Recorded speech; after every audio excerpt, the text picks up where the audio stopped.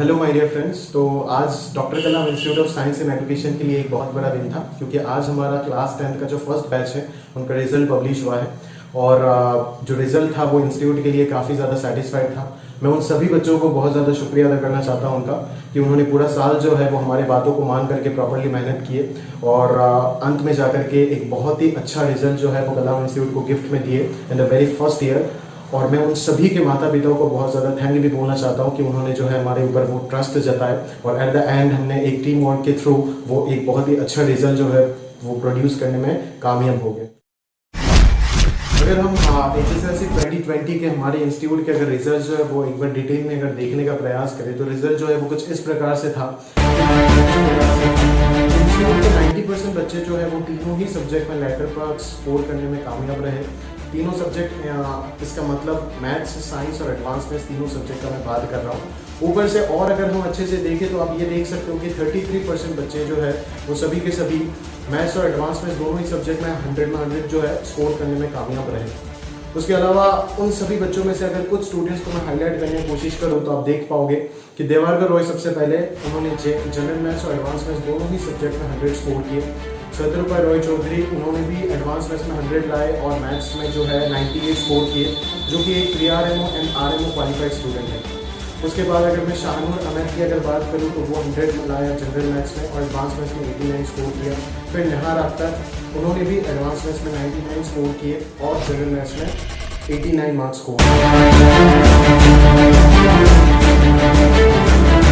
कम time के अंदर 2 साल के अंदर ही इंस्टीट्यूट ने जो है वो किस प्रकार से कितने अच्छे अच्छे रिजल्ट्स प्रोड्यूस किए वो आप देख सकते हो एक बार। 2019 में मैथ्स का जो फील्ड में जो सबसे टफेस्ट एग्जाम माना जाता है प्री RMO और RMO, यानी मैथ्स ओलंपियाड का जो पहला स्टेज होता है प्री RMO और RMO, उनका अगर मैं बात करूँ तो पूरा इंस्टीट्यूट का 87% स्टूडेंट जो है RMO क्वालिफाई किए 2019 में। उसके बाद उसमें भी जो है कि टॉप 3 रैंक्स जो सिलचर रीजन का था वो कलाम इंस्टीट्यूट से ही था। उसके बाद अगर मैं बात करूँ तो प्री RMO के बाद जो ओलंपियाड का सेकंड स्टेज होता है RMO, उसमें भी टॉप 3 रैंक जो था वो सिलचर रीजन का ही था, है ना। सिलचर रीजन का जो टॉप 3 रैंक था वो कलाम इंस्टीट्यूट का ही था और वही टॉप 3 बच्चे स्टेट रैंक जो है वो कुछ 7, 14 और 20 इस प्रकार से हासिल किए थे। तो ये पूरा टीम के लिए बहुत ही अच्छी बात है, हमारे लिए बहुत गर्व की बात है। तो इसी तरह हम ये चाहते हैं कि हर साल जो है वो हमारे बच्चे जो है कुछ इसी प्रकार से बहुत अच्छा रिजल्ट प्रोड्यूस करें, और चाहे वो 10th बोर्ड का एग्जाम हो, 12th बोर्ड का एग्जाम हो, या फिर 10th लेवल या फिर 12th लेवल तक कोई भी कॉम्पिटिटिव एग्जाम्स का बात हो जो नेशनल या फिर इंटरनेशनल लेवल कंडक्ट किया जाता है। और उसके बाद अगर मैं बात करूँ, जैसे आज अगर मैं देखूँ आज के डेट में हमारी पूरी सोसाइटी से अगर एक भी बच्चा 2 साल में IIT निकाल देता है तो वो बहुत बड़ी बात हो जाता है। बट कलाम इंस्टीट्यूट इस प्रकार से बच्चों को ट्रेन कर रहा है ताकि बच्चे जो है वो सोसाइटी की ये मानसिकता जो है वो बदल सके। और कुछ ना कुछ हम ये वादा करते हैं आप सभी से कि हम जो है वो आगे आने वाले दिनों में कि बहुत सारे बच्चे जो है वो सिलचर रीजन से या फिर पूरे बराबरी से IIT में सेलेक्ट करवा सके, और पूरे जितने भी नेशनल लेवल कॉम्पिटिटिव एग्जाम्स होता है उनमें हमारे बच्चे जो है कि काफ़ी आगे जाकर के अपना एफर्ट्स डालें और एक बहुत ही अच्छा रिजल्ट प्रोड्यूस करके पूरा वैली को एक बहुत ही अच्छा गिफ्ट दें। और अगर हम एक चीज़ देखें तो आज तक हमारे सोसाइटी में सभी बच्चों का बस एक ही मानसिकता रहता है हमेशा कि IIT का एग्जाम जो है वो काफ़ी डिफिकल्ट होता है, उसको क्रैक करना जो है हमारे लिए इम्पॉसिबल हो जाता है। बट पेरेंट्स या फिर स्टूडेंट्स सभी को मैं बोलना चाहता हूँ कि अगर आप अगर आप एक चीज़ देखोगे कि पूरे आसाम में अगर मैं देखूँ तो एडवांस में हज़ारों में बच्चे जो है वो लेटर मार्क्स स्कोर कर लेते, बट उनका 12th में जो है वो आप देखोगे वो हज़ारों में से अगर मान लेता हूँ 1000 बच्चे भी जो है वो एडवांस में लेटर मार्क्स स्कोर कर रहे हैं 10th में, बट उनमें से कुछ गिने चुने 8 या 10 बच्चे जो है वो 12th तक 100 लाते हैं। और उनमें से भी अगर मैं छांट करके निकालूँ तो आपसे ज़्यादा 1 या 2 बच्चा ही मिलेगा जो IIT का मैथमेटिक्स में अच्छा कर रहा है। समझ में आ रहा है ना। तो ये हमारे लिए बहुत दुख की बात है, जबकि हमारे बच्चे जो है एडवांस में ऑलरेडी क्लास 11 के 50% सिलेबस कवर कर चुके होते हैं, फिर भी 12th में जाकर के वो इतना पीछे क्यों आ जाते हैं, वही मेरे सोसाइटी के एक सवाल है। समझ में आ रहा है। तो उसी चीज़ को अगर मैं पॉइंट आउट करके आपको बोलूँ कि बच्चे ये एग्जाम डिफिकल्ट नहीं होता है, बस आपको एक ही चीज़ करना है कि आपको अपना पढ़ने का तरीका जो है और टीचर्स जो है उनको पढ़ाने का तरीका बदलना पड़ेगा, है ना। और जो आप पहले से जो भी सवाल आप देखते थे करके जाते थे वही एग्जाम में डिस्प्ले हो जाता था, बट अब की बार ऐसे नहीं होगा। आपको डेप्थ तक घुसना होगा तभी जाकर के आंसर कर पाएंगे, क्योंकि 40 साल में एक भी क्वेश्चन ऐसा नहीं रहा है JEE का हिस्ट्री में जो क्वेश्चन जो है वो रिपीट हो जाता है। समझ आ रहा है। तो इसी के साथ साथ मैं सभी को बोलना चाहता हूँ कि जो भी बच्चे अच्छे किए हो वो और भी आगे जो है वो अभी आपकी ज़िंदगी में और भी चुनौतियाँ आएंगे और उसको आप अच्छे से एक जो भी आपकी ज़िंदगी में अगला मौका आए उस चीज़ को अच्छे से आप क्रैक करने का कोशिश करो।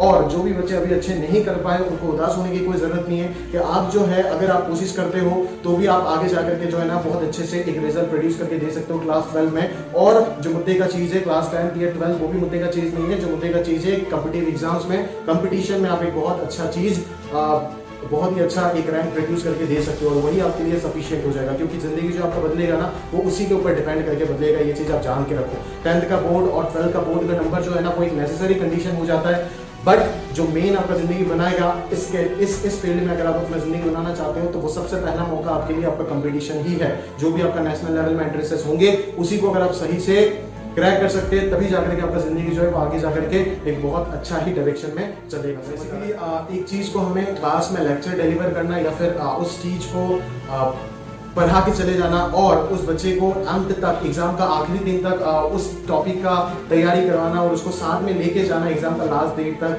उन दोनों चीज़ों में काफ़ी ज़्यादा फर्क होता है। और एक बच्चा जो है कहीं ना कहीं अपने टीचर से वही चीज़ चाहता है कि आखिरी दिन तक उसका टीचर का उसके साथ रहे हमेशा।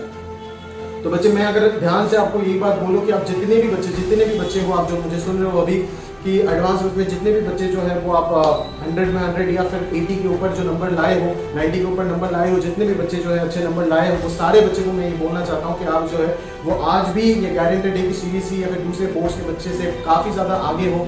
और आप आगे अगर रहना चाहते हो हमेशा तो आपको आगे एक स्ट्रैटेजी के साथ प्रॉपर्ली मेहनत करना होगा और आप सभी के सभी जो है वो जेईई में एक बहुत ही अच्छा स्कोर ला सकते हो। ये पूरा उतना पोटेंशियल आपके अंदर है जो रिफ्लेक्ट किया अभी आपने। और मैं ये सभी को बोलूँगा कि आप जो है वो बच्चों को काफ़ी ज़्यादा कोऑपरेट कीजिए, बिकॉज सिर्फ 12th का बोर्ड एग्जाम से जो है वो बच्चों का कैरियर बनने नहीं वाला है। वो बोर्ड एग्जाम का नंबर जो है वो नेसेसरी कंडीशन है, वो चाहिए अगर वो नहीं होता है तो गड़बड़ हो जाएगा। बट उसके साथ साथ हमें बहुत कुछ चाहिए होता है जिसके अलावा एक बच्चा जो है अपने कैरियर को उतना अच्छे से डिज़ाइन ना कर पाए। शायद वो आगे जा करके कर भी दे बट उस मोमेंट के उसको वो चीज़ जो है वो अचीव नहीं कर पाएगा। सभी बच्चों को ये रिक्वेस्ट करूँगा कि बच्चे जिन्होंने भी अपना HSLC बोर्ड इस बार को दिए हो और जिनका रिजल्ट जो है वो आपके मन के हिसाब से नहीं हुआ तो बच्चे डिप्रेस मत होइएगा। अगर क्योंकि ज़िंदगी जो है वो आगे आपको काफ़ी सारे मौका देगा जैसे मैंने पहले भी बोला। और उन सभी बच्चों के पेरेंट्स को मैं यही रिक्वेस्ट करूँगा कि उनको कोऑपरेट कीजिए आप और उनके साथ में रहिए और उनको ये समझाइए कि आगे जो है वो मेन खेल जो है अभी भी शुरू हुआ है, बस पिक्चर आगे जो है पूरा कहानी अभी भी बाकी है ना। मेन जो होता है वो 12th का बोर्ड ही होता है और अगर मैं ध्यान से अगर ऑब्जर्व करूँ तो 10th 12th का बोर्ड भी मेन नहीं होता, मेन आपका कंपटीशन ही होता है। आज के डेट में हमारे देश में वही चीज़ सबसे इंपॉर्टेंस दिया जाता है। अगर मैं इंस्टीट्यूट का एक बार डिटेल कोर्स स्ट्रक्चर देखूँ तो आप यहाँ पे देख सकते हो कि कलाम इंस्टीट्यूट में बच्चों को क्लास 6 से लेकर के 12th तक तैयारी कराया जाता है, चाहे वो बोर्ड एग्जाम हो या फिर कंपटीशन हो। बेसिकली सभी टीचर्स और स्टूडेंट्स का ज़्यादातर बोर्ड एग्जाम के साथ साथ ज़्यादातर ध्यान कंपटीशन में ही रहता है, चाहे वो जूनियर लेवल में कोई भी एग्ज़ाम हो, चाहे वो NTSC हो, NSTSC हो, NMTC हो या फिर किसी भी प्रकार का ओलंपियाड हो, चाहे वो इंटरनेशनल हो या फिर नेशनल ओलंपियाड हो। और अगर सीनियर लेवल में मैं बात करूँ तो IIT मेन एडवांस का एग्ज़ाम हो गया या फिर आपका KVPY बिटसेट जैसे एग्ज़ाम हो गया। तो उन सभी एग्ज़ाम्स में हमारे फैकल्टीज़ और जितने भी बच्चे हैं सभी का मेन फोकस वही रहता है बोर्ड एग्ज़ाम के साथ साथ। तो एट द एंड मैं उन सभी बच्चों को बहुत बहुत बधाई देना चाहता हूँ जो HSLC 2020 में एक बहुत ही अच्छा रिजल्ट दिए। और जो भी बच्चे नहीं दे पाए उन सभी को उदास होने का ज़रूरत नहीं, क्योंकि आगे आपकी ज़िंदगी में बहुत ही अच्छे मौके आने वाले हैं और उस हर एक अपॉर्चुनिटी को आप सक्सेस में कन्वर्ट करने की कोशिश करो। बट उसके लिए आपको एक प्रॉपर स्ट्रैटेजी से चलना होगा और प्रॉपर तरीके से पढ़ना होगा चीज़ों को, ठीक है। तो इसी के साथ साथ मैं आप सभी को बहुत बहुत बधाई देते हुए आज का मेरा बात यहीं तक खत्म करना चाहता हूँ। All the best my dear students for your bright future.